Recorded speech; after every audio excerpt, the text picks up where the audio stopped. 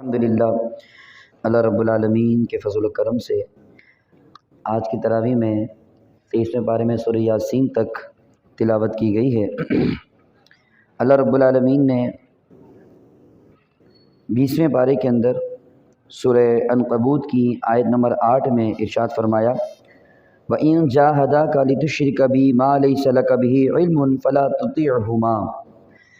اللہ رب العالمین نے اس آیت سے پہلے جو ہے والدین کی اہمیت کو بیان کیا، والدین سے حسن سلوک کرنے کو بیان کیا، لیکن اگلی آیت کریمہ میں اللہ رب العالمین نے ایک قانون بتا دیا کہ اگر والدین بھی، حالانکہ والدین کا مقام و مرتبہ بہت بلند ہے، کہا کہ اگر والدین بھی تمہیں شرک کرنے پر مجبور کریں، اگر والدین کافر ہوں اور وہ شرک کرنے پر مجبور کریں تو تم ان کی پیروی نہ کرو۔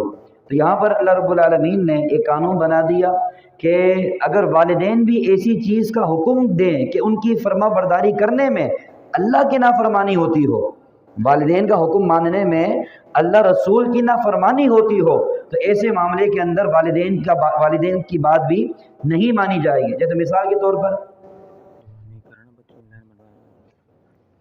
کے طور پر یہ والدین کہیں کہ نماز نہ پڑھو، تو یہاں پر والدین کی بات نہیں مانی جائے گی۔ فرض نماز سے اگر وہ روکیں تو یہ بات نہیں مانی جائے گی۔ اسی طریقے سے والدین بولیں کہ روزہ نہ رکھو، بالغ ہو گئے، روزہ فرض ہو گیا، اب والدین منع کریں کہ روزہ نہ رکھو، تو پھر یہاں پر بھی والدین کی بات نہیں مانی جائے گی۔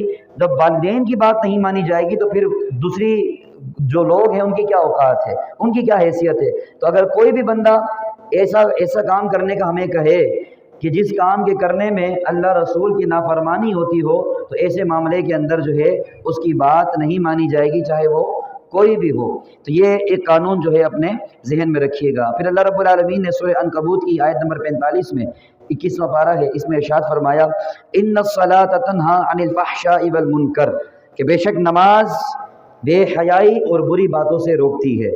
اب ہم غور کریں، اگر نماز پڑھنے والا بھی گناہوں سے باز نہ آ رہا ہو، ہم نماز بھی پڑھیں اور گناہوں سے بھی بچ نہ پا رہے ہو، ہماری نماز ہمیں بے حیائی سے نہ روک رہی ہو، ہماری نماز ہمیں گناہوں سے نہ روک رہی ہو، تو پھر ہمیں اپنی نماز کا جائزہ لینا پڑے گا۔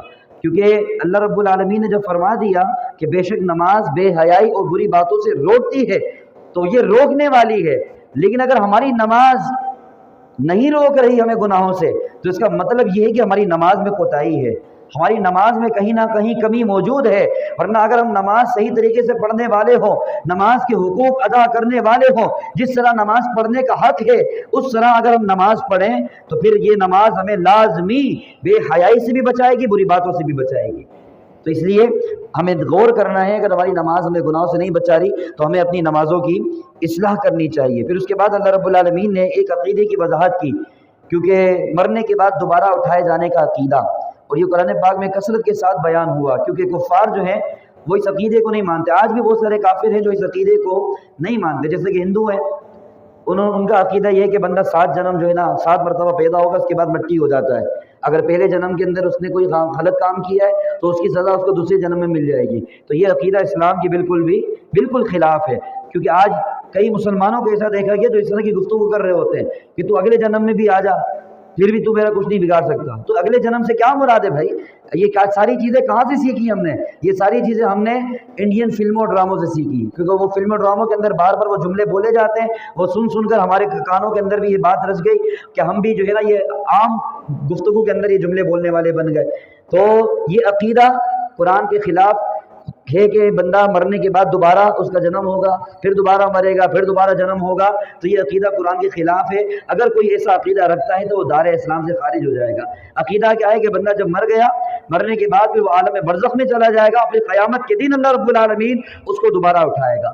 تو جب یہ عقیدہ بیان کیا گیا کہ مرنے کے بعد دوبارہ اٹھائے جائیں گے، اور یہ اللہ کی قدرت ہے کہ بندہ قبر میں جانے کے بعد اس کی ہڈیاں بالکل گل سڑ جاتی ہیں، یا اگر کوئی بندہ قبر میں نہ گیا، کسی درندے نے سمندر میں ڈوب گیا، مچھلیوں نے کھا لیا، یا اس کے جسم کو کیڑوں نے کھا لیا، اب اس کے جسم کا کوئی حصہ کسی کیڑے کے پیٹ میں ہے، اس کے جسم کا کچھ حصہ کسی کہیں اور ہے، لیکن کل بروز قیامت اللہ رب العالمین اسی جسم کے ساتھ ہمیں دوبارہ زندہ فرمائے گا، کوئی نیا حصہ نہیں لگے گا۔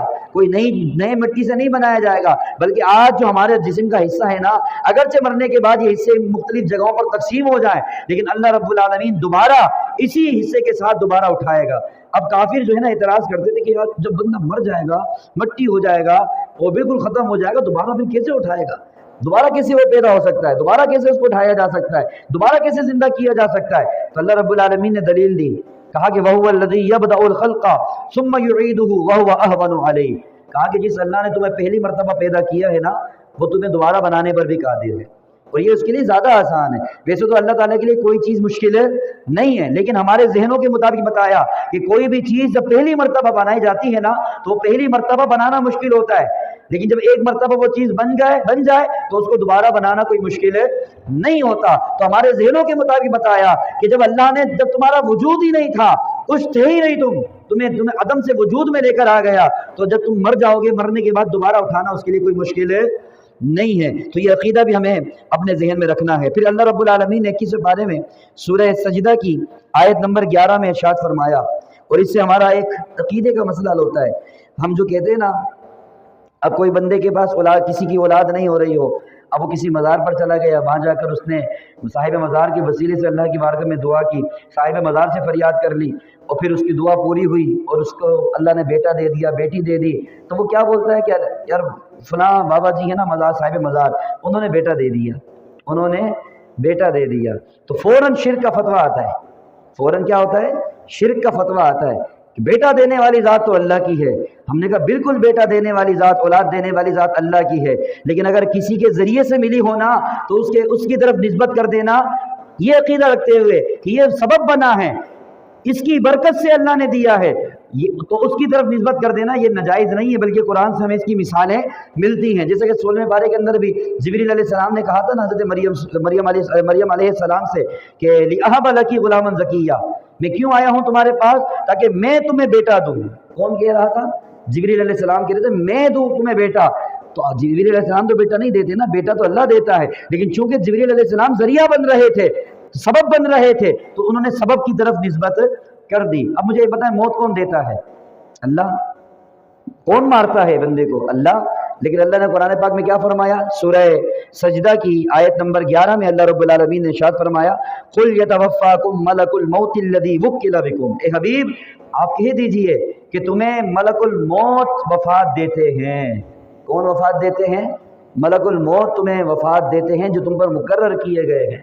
اب یہاں پر نسبت کس کی طرف ہو گئی؟ ملک الموت علیہ السلام کی طرف، حالانکہ جو مارتا ہے وہ اللہ رب العالمین کا کام ہے، لیکن کس کے ذریعے سے کام ہوتا ہے؟ اسرائیل علیہ السلام کے ذریعے سے، ملک الموت علیہ السلام کے ذریعے سے، تو ان کی طرف نسبت قرآن پاک کے اندر کر دی، اور یہ ہمارا مسئلہ حل کر دیا کہ اگر کوئی یہ عقیدہ رکھتا ہے کہ ہر چیز اللہ ہی کی طرف سے ہوتی ہے، بیٹا اللہ ہی دیتا ہے، موت اللہ ہی دیتا ہے، زندگی اللہ ہی دیتا ہے، لیکن کسی کے سبب سے مل جائے، کسی ولی کے دعا کی برکت سے مل جائے، کسی صاحب مزار کی برکت سے مل جائے، تو اگر اس کی طرف نسبت کر دینا، لیکن عقیدہ یہ ہے کہ اللہ نے دیا ہے، سبب یہ بنے ہیں، تو اگر سبب کی طرف نسبت کر دی جائے تو یہ کوئی شرک نہیں ہوتا، بلکہ یہ بالکل قرآن پاک سے ثابت ہے۔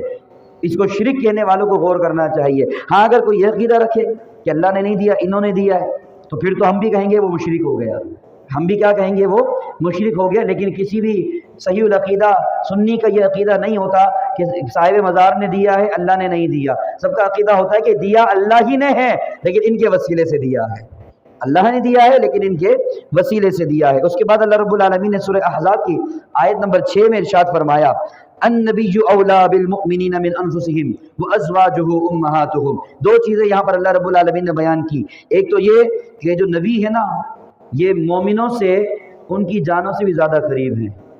اولیٰ کا مطلب ایک یہ بیان کیا گیا کہ یہ نبی مومنوں سے ان کی جانوں سے بھی زیادہ قریب ہیں۔ اس سے پتہ چلا کہ حضور علیہ السلام ہر مومن کے قریب ہیں، ہر مومن کے قریب ہیں۔ یہی ہمارا عقیدہ ہے حاضر و ناظر ہے کہ حضور علیہ السلام قریب ہونے سے مراد کیا ہے کہ حضور علیہ السلام اپنے ہر امتی کو ملاحظہ کر رہے ہیں۔ اور یہاں پر ایک اور معنی کیا ہے، اس کا دوسرا تفسیر یہ بیان کی گئی کہ یہ نبی مومنوں سے ان کی جانوں سے زیادہ حقدار ہے، یعنی ہمارے اوپر ہمارا اپنا اتنا حق نہیں ہے جتنا نبی کا حق ہے، جتنا نبی کا حق ہے۔ اس لیے جب تک بندہ اس وقت تک مومن نہیں ہو سکتا جب تک سب سے زیادہ حضور علیہ السلام سے پیار نہ کرے۔ सबसे ज़्यादा हुजूर से मोहब्बत ना करे। अगर एक तरफ अपनी जान की बारी आ जाए, जान की बात आ जाए, और एक तरफ हुजूर की नामूस की बात आ जाए, और बंदा वहां पर मोमिनों को क्या करना है, अल्लाह ने फरमाया तुम्हारी जानों से ज्यादा तुम पर हक मेरे नबी का है। तो अगर तुम्हारी जान भी जाती हो नबी की नामूस पर पहरा देते हुए, अपनी जान की परवाह नहीं करना बल्कि अपना सब कुछ कुर्बान कर देना।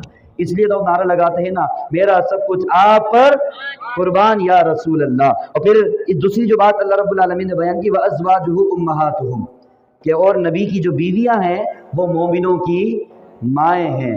तो नबी की जितनी भी बीवियां हैं, 11 अज़वाज मुतहरात हैं, वो तमाम की तमाम कौन है, मोमिनों की माएँ हैं। और ये अज़वाज मुतहरात जो हैं ये भी अहले बैत में शामिल हैं। ये 22वें पारे के अंदर आयत करीमा है, इसकी वजाहत इंशाअल्लाह मैं कल के दर्स में करूँगा।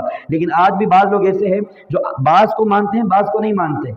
अज़वाज मुतहरात में से भी बाज़ को मानते हैं, बाज़ को नहीं मानते। जैसे हज़रत आयशा सिद्दीक़ा रज़ी अल्लाह ताला अन्हा, इनको नहीं मानते, ऐसे भी लोग हैं।